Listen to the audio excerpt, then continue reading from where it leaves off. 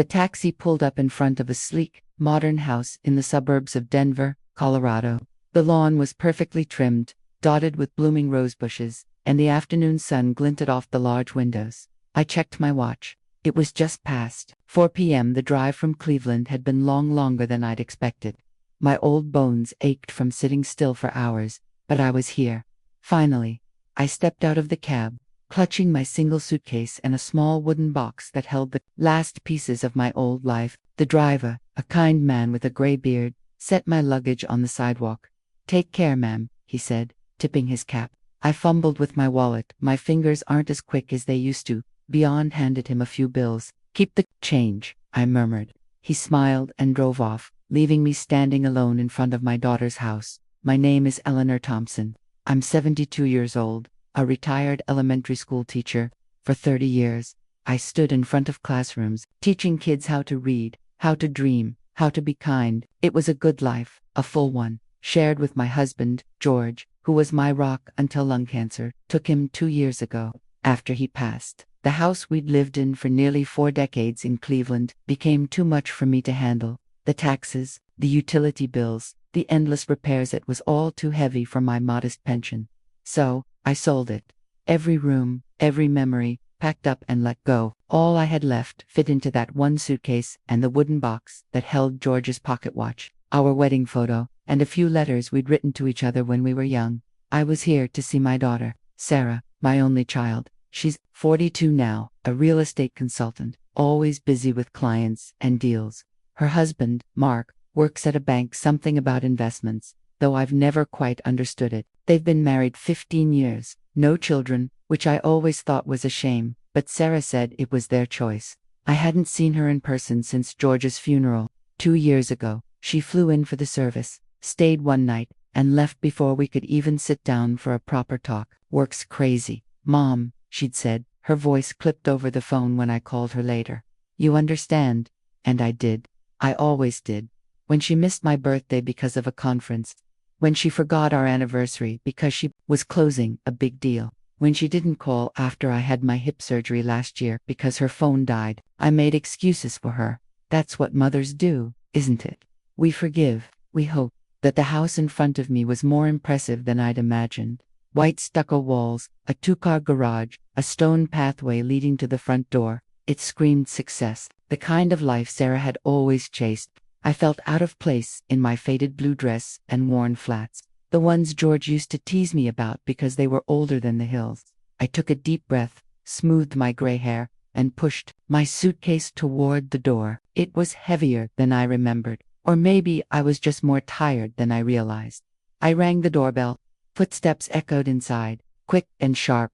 The door swung open, and there was Mark, tall and polished in a crisp button-down shirt, his dark hair neatly combed.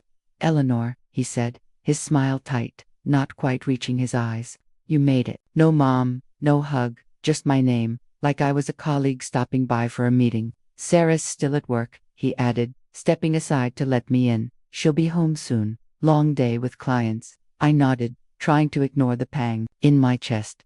"That's okay," I said softly. "I know she's busy."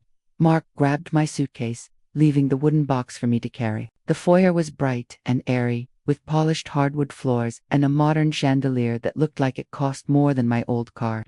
A vase of fresh lilies sat on a glass console table, their scent sharp and expensive. Everything about the house felt like a magazine cover, beautiful, but a little cold. "Nice place," I said, trying to make conversation. "Thanks," Mark replied, his voice flat. "We've been fixing it up. Takes a lot of work." He didn't look at me as he spoke, already heading toward the kitchen. I followed, feeling like a guest who'd overstayed her welcome before even unpacking. I'd called Sarah a few months ago, after I sold the house. I told her I couldn't keep up with the costs anymore, that I was thinking of moving closer to her. There was a long pause on the line, the kind that makes your heart sink. "Let me talk to Mark," she'd said finally. A week later she called back. "You can stay with us, Mom. Temporarily, you know, until you figure things out." Temporarily, that word stuck with me, sharp like a splinter. But I was grateful. I wanted to be near my daughter, to rebuild what we'd lost over the years. I imagined us having coffee in the mornings, talking about her life, maybe even laughing about the old days when she'd curl up on my lap and beg for one more bedtime story. Foolish dreams, maybe, but they were all I had. Mark set my suitcase by the back door, next to the kitchen. "Sarah will show you where you're staying when she gets home," he said, glancing at his phone. "Want some water or something?" "I'm fine, thank you," I replied, clutching the wooden box a little tighter. I looked around the kitchen's stainless steel appliances, a marble island, not a speck of dust. It was the kind of place where you'd expect a family to gather, to share stories over dinner, but it felt empty, like no one ever really sat down here. I waited for Sarah, sitting at the island, my hands folded in my lap. The clock ticked on the wall, each second stretching longer than the last.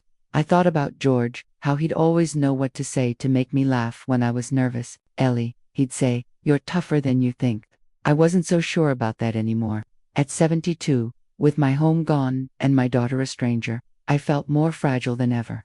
But I was here, I'd made it this far. And maybe, just maybe, this could be a new start. The back door creaked as Mark pushed it open, leading me out into the backyard. The evening air was cool, carrying the faint scent of freshly cut grass. The garden was neat, with the stone path winding through flower beds, but it felt as staged as the house, pretty, but not lived in. "This way, Eleanor," Mark said, pulling my suitcase toward a small structure tucked in the far corner of the yard. It was a shed, painted to match the house, but the chipped paint and rusted hinges gave it away. My heart sank. This wasn't a guest room. This was where you stored lawnmowers or old tools. Sarah thought this would work for now, Mark said, his voice clipped, like he was reading from a script. "The guest room in the house is under renovation, and my office takes up the other spare room." He unlocked the shed door and flicked on a light. A single bulb flickered to life, casting a dim glow over the cramped space.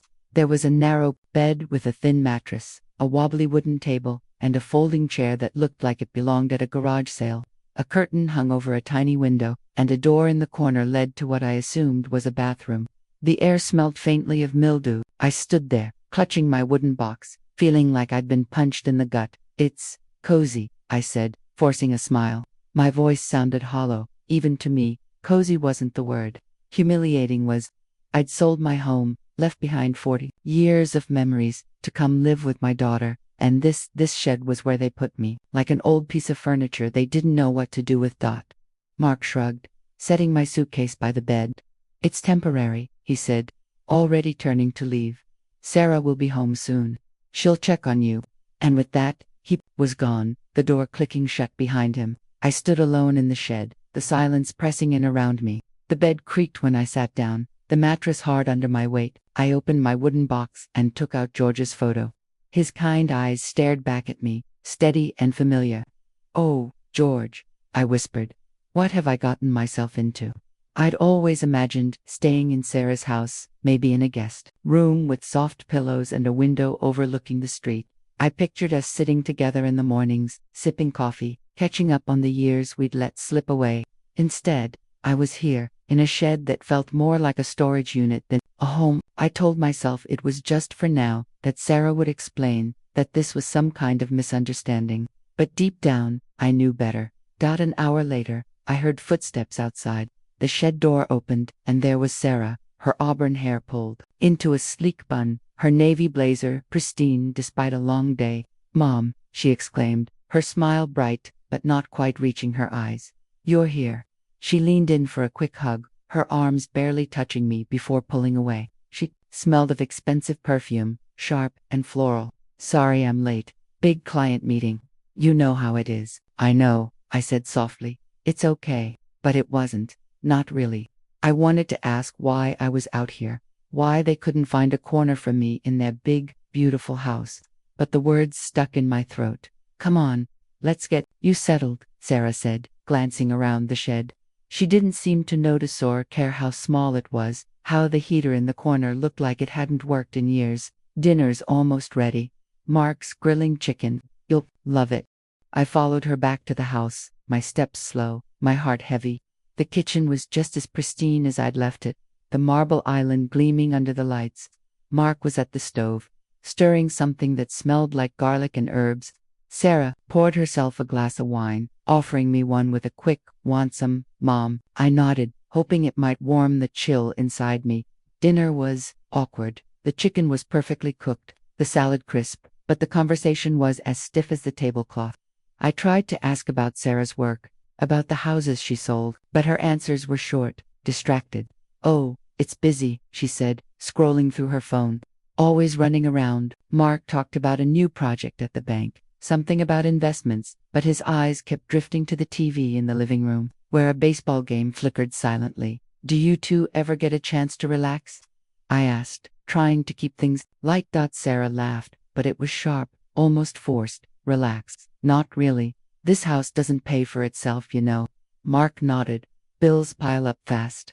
Mortgage, car payments, the works." I wanted to say something about my own bills, about how I'd struggled to keep our old house in Cleveland after George died, but I didn't. Instead, I took a sip of wine and said, "It's a beautiful home. You've done well." "Thanks," Sarah said, her smile tight. "We work hard for it." The rest of the meal passed in silence, broken only by the clink of forks and the hum of the refrigerator. I looked around the dining area, hoping to see something familiar, a photo, a keepsake, anything that tied this place to me, to our family. On a shelf by the window, I spotted a framed picture of Sarah and Mark on a beach somewhere, smiling, carefree, but there was nothing of me, nothing of George. It was as if we'd never existed in their world. After dinner, I offered to help with the dishes, but Sarah waved me off. "We've got a dishwasher." "Mom, go rest. You must be tired." I nodded and headed back to the shed. The night air cooled against my skin. Inside, the shed felt even smaller than before. The dim bulb cast long shadows on the walls, and the air was damp, clinging to my skin. I set George's photo on the table, his face a quiet comfort in this strange, cold place. I unpacked a few things, my nightgown, a sweater, a pair of slippers, trying to make the space feel like mine, but it didn't. It felt like a kennel, like I was some stray they'd taken in, out of obligation. I sat on the bed, the springs creaking under me, and stared at the blank wall. At 72, I'd thought I was done with feeling like this, like I didn't belong, like I was a burden. I thought about Sarah as a little girl, how she'd run to me after school, her pigtails bouncing, her drawings clutched in her hands. "Look, Mommy, I made this for you," she'd say, her eyes bright with pride. I'd been strict, I know that. I wanted her to be strong, to work hard, to be better than I was, maybe too strict. I'd made her rewrite her homework if it wasn't neat, grounded her when she missed curfew. "I just want you to be someone good," I'd told her once, when she was 16 and furious with me. Maybe I'd pushed too hard. Maybe that's why she was so distant now. Or maybe it was just her, grown into someone I didn't recognize. I lay down, the mattress hard against my back. The pillow was thin, barely cushioning my head. Through the small window, I could see the lights of the main house glowing, warm and inviting. I imagined Sarah and Mark inside, laughing, planning their next big deal, while I was out here, alone. A lump rose in my throat, but I swallowed it down. I was too old to cry, wasn't I? Too old to let this break me, but it hurt. It hurt to be pushed aside, to be tucked away like something you're ashamed of. I thought about George again. He'd always been the soft one, the one who'd sneak Sarah an extra cookie when I wasn't looking, who'd tell her she was perfect just the way she was. "Don't be so hard on her, Ellie," he'd say, his voice gentle. "She's a good kid." Maybe he was right. Maybe I'd been too tough, too afraid of spoiling her, but I'd loved her fiercely, every single day. I still did.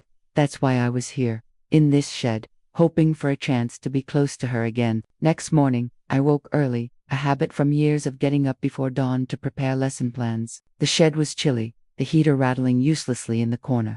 I splashed cold water on my face in the tiny bathroom. The hot water was more of a suggestion than a reality, and put on my gray cardigan. I looked at myself in the cracked mirror. Above the sink, my face was lined, my eyes tired, but there was still a spark there. I wasn't done yet, not by a long shot. I walked to the main house, hoping to catch Sarah before she left for work. The back door was unlocked, and I stepped into the kitchen. It was empty, the coffee machine still warm but no one around. On the counter was a note: "Mom, help yourself to coffee. Back late." As I stared at it, the words sharp and curt. No warmth, no invitation to join them for breakfast, just ... This, I poured a cup of coffee, the bitter taste matching the ache in my chest. I sat at the island, sipping slowly, waiting for someone to appear, but the house stayed quiet. No Sarah, no Mark, just me, alone, in a kitchen that wasn't mine, in a life that didn't feel like mine either. I thought about calling Sarah, asking her why I was out there in the shed, but I didn't. What would I say? Why don't you want me here? The question felt too big, too raw. So I drank my coffee, set the cup in the sink, and walked back to the shed. The morning sun was rising, painting the garden in gold, but it did nothing to warm the cold knot in my stomach. This was my new reality. A shed, a daughter who barely had time for me, a son-in-law who treated me like a stranger. I sat on the bed, George's photo in my hands, and whispered, I don't know how to do this, George. I don't know how to be here. His eyes seemed to answer, steady and kind, but they couldn't tell me what to do next. All I knew was that something wasn't right, and I was starting to wonder if coming here had been a mistake. The days in the shed blurred together, each one colder than the last. The heater sputtered, barely taking the edge off the morning chill, and the hot water in the tiny bathroom was more of a tease than a comfort. I'd wake early, make tea with a small electric kettle I'd brought from Cleveland, and sit with George's photo, trying to make sense of this new life. Sarah and Mark were polite enough when I saw them, but it was the kind of politeness you'd show a distant acquaintance, not a mother. Dinners were rushed, conversations clipped. Work's crazy, Sarah would say, her eyes on her phone. Mark would nod, muttering about deadlines at the bank. I felt like a ghost in their house, hovering on the edges of their lives. One evening, about a week after I arrived, I went to the main house to return a plate I'd borrowed. The back door was slightly ajar, and I could hear voices inside. Sarah and Mark, their tones low but sharp. I paused, my hand on the doorknob, something in their voices stopping me. She's got to have more than she's letting on, Mark was saying. That house in Cleveland sold for what, $150,000, maybe more. Sarah's voice cut in, cool and calculating. She's tight-lipped about it, but I know she's got savings. And that pension, we could use it to cover the car loan, maybe even the mortgage arrears. I froze, my heart thudding in my chest. They were talking about me, my money, my life, like it was theirs to take. It's an opportunity, Mark said, his voice almost excited. She's here now. We just need to convince her it's for her own good. I slipped back to the shed before they noticed me, my hands shaking as I closed the door. I sat on the bed, George's photo staring back at me. They don't care about me, George, I whispered. They never did. The realization hit like a wave, cold and heavy. I'd come here hoping to rebuild our family, but to them, I was just a bank account, a means to an end. The next morning, I decided to find out more. Sarah and Mark were both out at a client meeting, him at the bank, so I let myself into the house. I felt guilty, sneaking around like a thief, but I needed answers. The kitchen was spotless, as always, but on the counter, I found a stack of mail, bills, mostly, credit card statements, with balances that made my eyes widen, of dollars spent on restaurants, designer clothes, a trip to Hawaii just a few months ago. These weren't people struggling to survive, they were living beyond their means, and now they were looking to me to fix it. I moved to Mark's office, a small room off the hallway with a glass desk and shelves of finance books. Papers were scattered across the desk, bank statements, loan documents, a receipt for a new SUV. My stomach churned. How could they afford all this while claiming they needed my help? Then I saw it, a printed email, half buried under a folder. It was from a lawyer, addressed to Sarah. The subject line read, Power of Attorney and Care Options. My hands trembled as I read it. Dear Sarah, it began, I've looked into the options you mentioned. A power of attorney would give you full control over your mother's finances, which could streamline things. As for long-term care, I recommend touring Willow Creek Senior Home. It's affordable, and if your mother's health declines, it could be a good fit. We can discuss how to present this to her to avoid resistance. Willow Creek Senior Home. I'd never heard of it, but the words sent a chill down my spine. They weren't just after my money, they were planning to put me in a nursing home, to get me out of the way. I kept reading, my heart racing. The lawyer mentioned minimizing legal pushback and ensuring access to her assets. It was all so cold, so calculated. I felt like I'd been slapped then, tucked in the same folder. I found something worse. A bank statement from my account one I hadn't shared with them. A small withdrawal, $2,000, had been made 2 days ago. with a signature that looked like mine but wasn't. Sarah had forged it, my own daughter. I sank into the chair, the paper crumpling in my hand. This wasn't just greed. This was betrayal, sharp and deep. That night, I lay awake in the shed, the walls closing in around me. I could hear crickets outside, the hum of the neighbor's air conditioner, but inside, it was just me and my thoughts. I thought about George, how he'd always believed in Sarah, even when she pulled away. She'd come around, Ellie, he'd say, but she hadn't. She'd gone further, plotting to strip me of everything I had left. The next day, Sarah came to the shed with a cup of coffee, her smile as fake as ever. "Morning, Mom," she said, setting the mug on the table. "How are you settling in?" "It's fine," I lied, my voice steady despite the storm inside me. "Just getting used to things." She nodded, her eyes flicking to my suitcase, as if sizing it up. "Mark and I were talking. We're in a bit of a bind with some bills. Nothing major, but we thought maybe you could help. Just temporarily, maybe 20,000. It'd cover the car loan and some other stuff." 20,000, a sixth of everything I had left from selling my home. I looked at her, searching for the little girl who used to draw me pictures, but all I saw was a stranger. "That's a lot of money, Sarah," I said carefully. "Let me think about it." Her smile tightened, but she nodded. "Of course, Mom, no pressure." But there was pressure.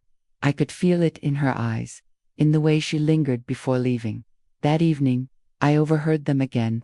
The shed's window was cracked open, and their voices carried from the back porch. "If she doesn't agree soon, we'll need to push harder," Mark said, his voice low. "The bank's breathing down our necks." "She come around," Sarah replied, her tone sharp. "If not, we can move her to Willow Creek. She won't last long there, and then we'll have everything." My blood ran cold. Willow Creek again. They weren't just planning to take my money, they were betting on me fading away in some nursing home, out of their lives for good.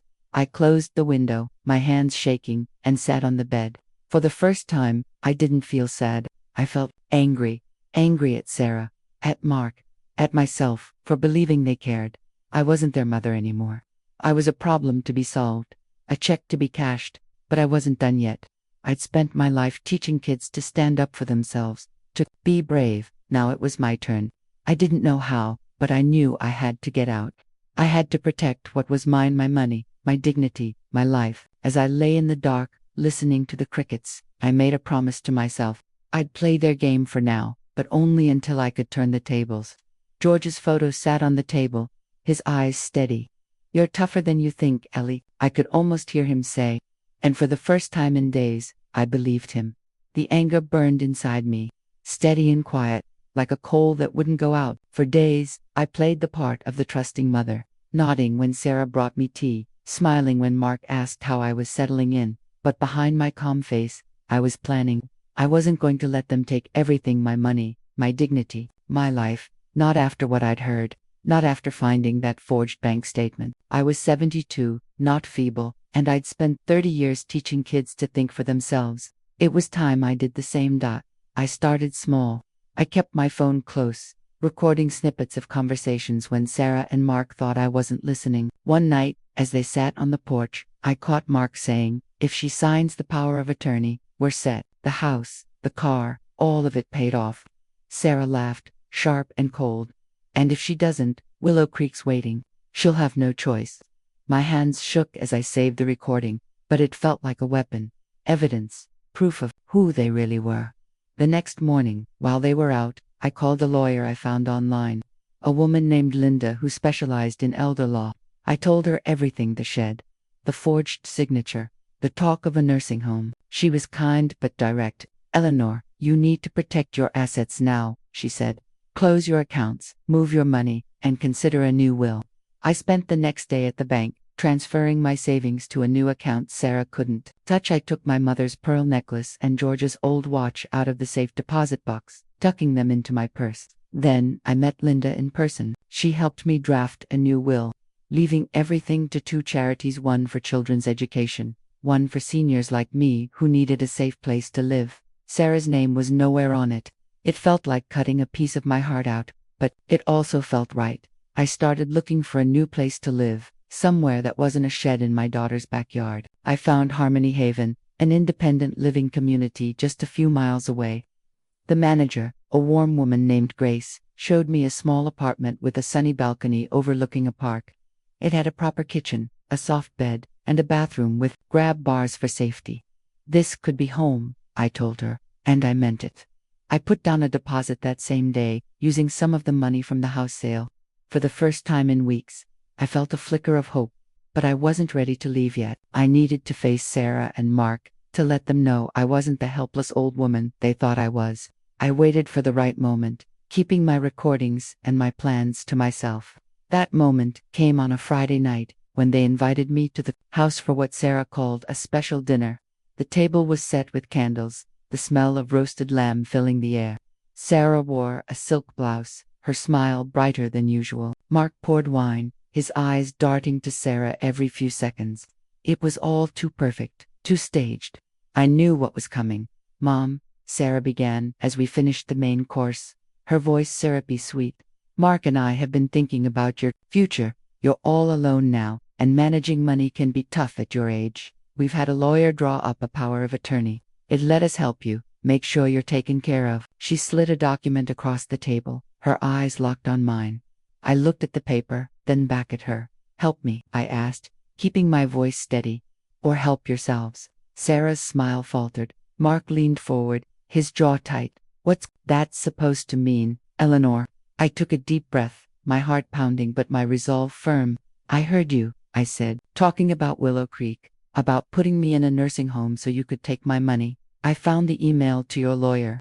I saw the bank statement where you forged my signature, and I recorded it all." Sarah's face went pale, her wineglass frozen halfway to her lips. Mark's eyes narrowed. "You've been spying on us," he snapped. "Spying?" I laughed, bitter and sharp. "I was trying to survive. You put me in a shed, Sarah. A shed, like I was some old junk you didn't want in your fancy house. And then you planned to ship me off to a nursing home so you could take everything I have left." "That's not true," Sarah cried, her voice shaking. "We were trying to help you. Help me." I stood, my hands trembling but my voice strong. "You forged my signature. You laughed about how I wouldn't last long in a nursing home. I have it all on my phone, and my lawyer has copies. If you try to fight me, you'll lose." Mark slammed his hand on the table, making the dishes rattle. "This is our house, Eleanor. We took you in when you had nowhere else to go. You should be grateful. Grateful." I looked him in the eye. "For a shed. For lies. For treating me like a cash machine. I'm done being grateful for scraps." I turned to Sarah, my daughter, the girl I'd raised, loved, sacrificed for. "I came here hoping to find my family, but you're not my family, not anymore." Sarah's eyes filled with tears, but I couldn't tell if they were real or just another act. "Mom, please," she whispered, "we can work this out." "No," I said, my voice calm now, steady. "I'm leaving tomorrow. I've rented an apartment at Harmony Haven. I've changed my will. My money, my life, it's mine, not yours." Mark stood, his face red with anger.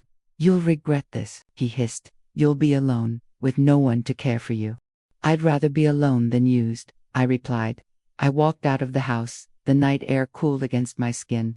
Their voices followed me, shouting, pleading, but I didn't turn back. I went to the shed, locked the door, and sat on the bed, George's photo in my hands. "I did it, George," I whispered. I stood up for myself. The next morning, I called a taxi. I packed my suitcase and the wooden box, taking one last look at the shed. It wasn't home. It never had been. As I stepped into the yard, Sarah ran out, her face pale. "Mom, don't go," she begged. "We need you." "No, Sarah," I said, looking her in the eye. "You need my money. There's a difference." The taxi pulled up, and I got in, closing the door on their world. As we drove away, I felt something new, freedom.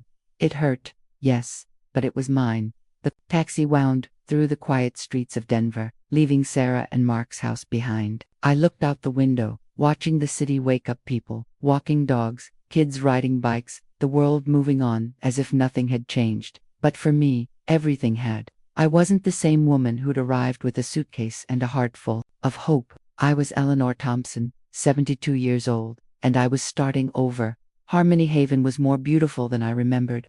The buildings were low and cheerful, surrounded by flower beds and shady trees. My new apartment was small but bright, with a soft bed, a cozy kitchen, and a balcony overlooking a park where children played in the afternoons. I set George's photo on the nightstand, his kind eyes watching over me. "This is home, George," I whispered, "a real home." For the first time in months, I slept through the night, the weight of the shed and Sarah's betrayal lifting like fog in the morning sun.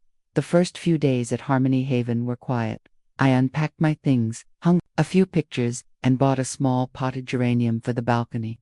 Then, I started exploring. The community center had a bulletin board covered with flyers, book clubs, cooking classes, even a poetry group. I met Clara, a 75-year-old retired nurse, with a laugh that filled the room. "You're new," she said, her eyes twinkling. "Come to the cooking class tomorrow. We're making lasagna. You'll love it." I hesitated, but her warmth pulled me in.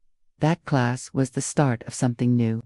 I learned to make pasta from scratch, my hands dusted with flour, laughing with Clara and the others as we fumbled with dough. I joined the book club, where we read everything from Jane Austen to new mysteries. I even started writing again, something I hadn't done since my teaching days. I bought a notebook and began jotting down memory stories of George, of my students, of the life I'd lived. It felt like rediscovering a part of myself I'd forgotten. One afternoon, my phone buzzed. Sarah's number. My heart skipped, but I let it go to voicemail. Her voice was soft, almost pleading. "Mom, I'm sorry about everything. We're struggling. The bank's threatening to foreclose. Can we talk? I just need a little help." I listened, waiting for something real, an apology, a sign she cared about me, not my money. But it wasn't there. I deleted the message and blocked her number. It hurt, like a knife twisting in my chest, but it was the right thing. I'd given her enough of me. Weeks turned into months. Harmony Haven became my world, filled with small joys. Clara and I took walks in the park, trading stories about our lives. I painted my first watercolor in years, a clumsy picture of the geranium on my balcony, and hung it on the wall. The teacher, a patient man named Tom, said I had a knack for color. "You see the world clearly, Eleanor," he told me. I wasn't sure about that, but I felt alive again, like I was more than a mother, more than a widow. I was me. One day, a letter arrived, postmarked from Denver. It was from Sarah. "Mom," it read, "Mark and I split up. I've moved to a smaller place, taken a new job. I'm trying to start over. I'm not asking for anything. I just wanted you to know I'm okay." I read it twice, searching for the little girl I'd loved so fiercely. I felt a flicker of relief, not for her words, but for the quiet truth that I was done carrying her burdens. I tucked the letter away unopened and went back to my writing. On my 73rd birthday, I invited Clara and a few others from Harmony Haven to my apartment. We ate homemade cake, drank wine, and laughed until my sides ached. Clara raised a glass and said, "To Eleanor, who's teaching us all it's never too late to start over." I smiled, my eyes misty, and raised my glass too. Later, alone on my balcony, I looked at the stars, the air sweet with the scent of jasmine. I thought about Sarah, about the shed, about the woman I'd been, and I realized something. Family isn't just the people you're born to, it's the ones who see you, who lift you up, who make you feel alive. Here's what I've learned. At 73, you can love someone with your whole heart and still say no. You can walk away from pain, even when it's family, and find a home in yourself. And no matter how old you are, there's always time to write a new chapter, to live for you, to be free.